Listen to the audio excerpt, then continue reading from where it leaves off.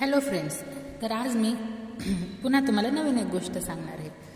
तर पापिनी हे संस्कृतचे महान व्याकरणकार होते. 2000 वर्षापूर्वी त्यांनी हे आश्चर्यकारक काम केले. एकदा ते शिष्यांना व्युत्पत्ती विषयी शिकवित होते. त्यावेळी एक वाघ माणसाच्या वासाने तिथे येत होता. शिष्य घाबरून झाडावर जाऊन बसले व आचार्यांनाही ते झाडावर चढायला सांगू लागले. पण व्याघ्र शब्दाची व्युत्पत्ती शोधण्यात ते गढून गेले होते.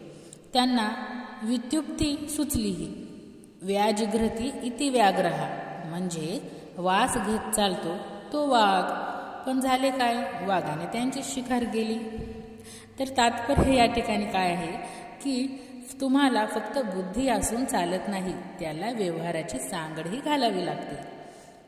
मित्रांनो, तुम्हाला ही गोष्ट कशी वाटली? तर अशाच नवनवीन गोष्टी ऐकण्यासाठी माझ्या चॅनलला सबस्क्राईब करा, म्हणजे तुम्हाला नवनवीन गोष्टी दररोज